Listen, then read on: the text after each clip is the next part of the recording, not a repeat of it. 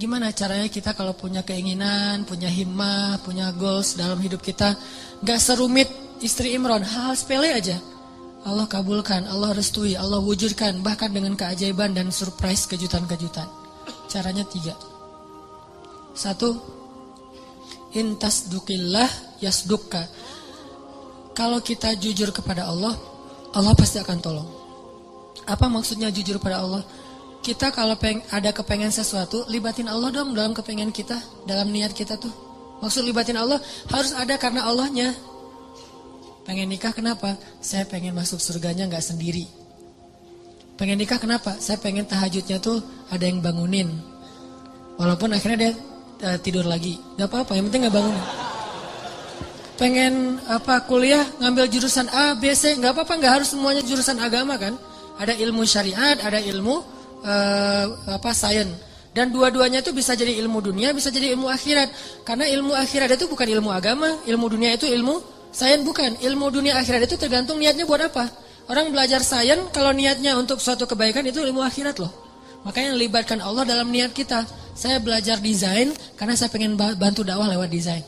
Saya belajar fotografi karena saya pengen bantu dakwah lewat visual. Saya belajar A, B, C sampai Z karena saya pengen. Artinya libatkan Allah dalam proyek kita. Intasdukillah, kalau kita jujur dalam hal itu, yasdukka, Allah pasti bantu banget. Makanya kenapa Allah ngasih keajaiban kepada istri Imran? Karena niatnya juga apa? Pengen berkhidmat ke rumah Allah. Tapi kalau pengen bangga-banggaan doang mungkin gak akan diwujudkan sama Allah. 1 tipsnya, kalau kita pengen life goals kita itu jadi banget, maka coba libatin Allah dalam niat kita. Dan tapi kan gak bisa bohong ya sama Allah ya. Karena kalau kita bohong sama Allah gimana? Yukhadi'una Allah walladzina amanu wa ma yakhda'una illa anfusahum wa ma yash'urun. Allah tahu banget lah. Kita mau bohong, mau jujur tahu banget. Wa asirru qawlakum aw jaharu bih innahu alimun bidzatis sudur. Jadi sama Allah tuh gak ada gunanya kita bohong. Sama manusia dosa tapi kadang untung. Secara dunia ya, dosa berbohong tapi kadang-kadang untungin dunia kita. Tapi sama Allah gak bisa karena dia gak akan ketipu sama kita. Alimun bidzatis sudur, sangat tahu segala yang tersembunyi dalam hati kita. Jadi kalau kita jujur kepada Allah dalam satu goals, dalam satu kepengennya kita, harapan kita, himmah kita, karena kita pengen ada urusannya dengan Allah, pengen dapat ridha Allah, pengen apa dengan Allah, maka Allah pasti akan bantu. Teman-teman yang dirahmati Allah, tadi ya yang pertama, kalau kita pengen life goals kita, kepengennya kita, harapan-harapan kita sebesar apapun, tetap mungkin banget untuk terwujud karena Allah nggak ada yang nggak mungkin di sisinya. Ala kulli syai'in qadir. 1 tuh intasdikillah yasdukka. Kalau kamu jujur ke Allah, Allah akan jujur. Maksud jujur ke Allah tuh libatkan Allah dalam niat kita. Kayak tadi misalnya, kenapa pengen punya pasangan? Biar ada yang mensupport saya buat dakwah. Biar ada yang ngebujuk saya buat ke masjid. Biar ada semuanya ada urusannya dengan Allah. Nah ini pasti akan Allah mudahin banget. Dan itu akan jadi keajaiban. Jadi kayak nggak pernah kita nyangka tuh bisa terjadi kalau kita intasdukillah, kalau kita jujurnya ke Allah. Terus yang kedua, jangan sampai apa yang kita inginkan itu sekedar khawatir. Jadi niat itu teman-teman ada 2. Ada khawatir, ada azam. Apa beda khawatir dengan azam? Khawatir itu bahasa Arab yang terus diserap jadi bahasa Indonesia khawatir. Khawatir itu aslinya artinya adalah keinginan yang terlintas sebentar terus hilang lagi, itu khawatir. Misalnya kita ngelihat ada di histori kita gitu, ada anak hafal Quran 30 juz usia 7 tahun. Duh, pengennya kayak gini, dah. Lihat lagi nanti ada yang traveling kemana gitu Raja Ampat, aduh pengennya jalan-jalan kayak gini. Lihat lagi nanti ada yang ternyata baru beli mobil baru, aduh pengen mobil kayak gini. Lihat lagi ada yang baru selesai custom cafe racer, aduh pengen punya motor kayak gini. Gonta-ganti terus tuh keinginannya, ini namanya khawatir. Gak ada satupun yang akan terwujud. Dan kalau itu kebaikan pun tidak ada yang berpahala. Kenapa? Karena dia cuma terlintas. Kalau azam, keinginan yang kuat, gak terwujud, belum terwujud aja, itu udah berpahala. Jadi kayak kita pengen, aduh pengennya bisa menghafal Quran terus berhari-hari, berminggu-minggu dan diwujudkan dalam usaha-usaha yang semaksimal mungkin. Walaupun kita belum khatam 30 juz, kita udah dapat pahala seperti khatam 30 juz loh.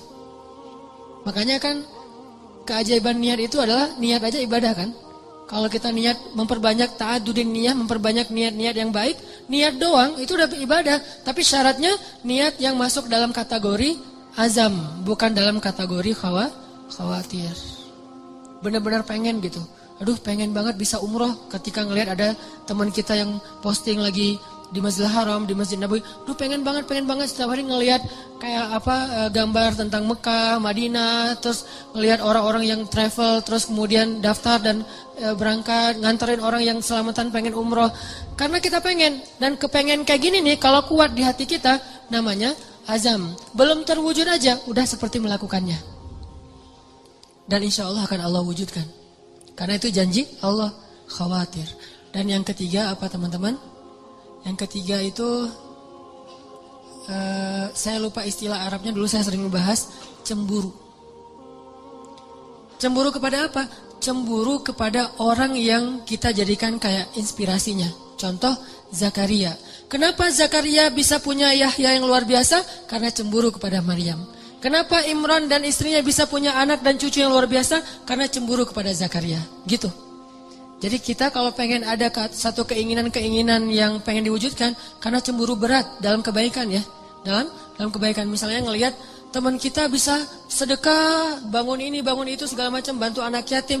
Terus kita jadi cemburu. Ya Allah pengen banget bisa sukses secara bisnis, finansial. Karena tuh saya pengen kayak gitu tuh, sedekah. Oh, maka kalau kita jujur cemburunya, jujur ke Allahnya, Allah wujudkan. Harus ada seseorang, sosok, tokoh yang kita cemburuin berat, maka Allah akan wujudkan kita gak jauh dari itu. Sama kayak dulu ibu saya tuh, kan saya pernah cerita pas lagi ngandung saya, berapa bulan dalam kandungan, di Aceh itu ada musabakoh tingkat nasional ke-17 kalau gak salah, ke-8 kalau gak salah, di Aceh, di Banda Aceh.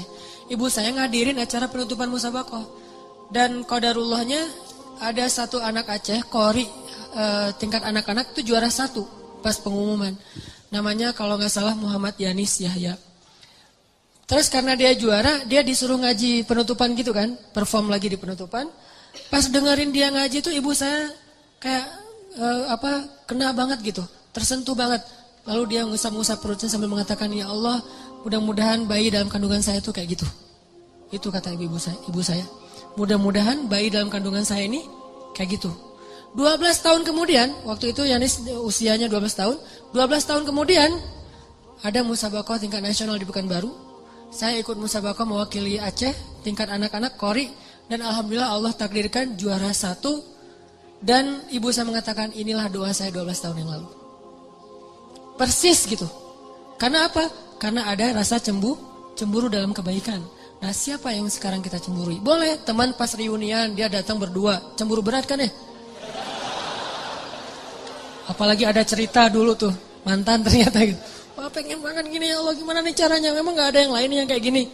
Berat, cemburu yang luar biasa. Bukan cemburu karena happy-nya, seru-seruannya. Tapi karena mungkin mereka berdua tuh sekarang kelihatan rukun, soleh-soleha, diberikan anak yang soleh-soleha yang luar biasa. Cemburu yang melibatkan Allah, maka Allah akan wujudkan itu. Seperti cemburunya istri Imran kepada Zakaria, dan cemburunya Zakaria kepada Maryam. 3 ini, jujur sama Allah, libatin Allah. Terus yang kedua, apa tadi teh? Azam, jangan khawatir. Keinginan itu harus kuat, jangan loncat-loncat, jangan ganti-ganti. Dan yang ketiga adalah cemburu. Sama kayak orang yang pengen banget ketemu dengan ulama siapa gitu kan ya. Karena azamnya kuat, diikhtiarkan dengan istighfar, dengan apa, akhirnya ketemu. Ini mudah-mudahan ini bermanfaat. Barakallahu li walakum. Mari kita tutup dengan sama-sama berdoa kepada Allah. Mudah-mudahan Allah wujudkan semua harapan-harapan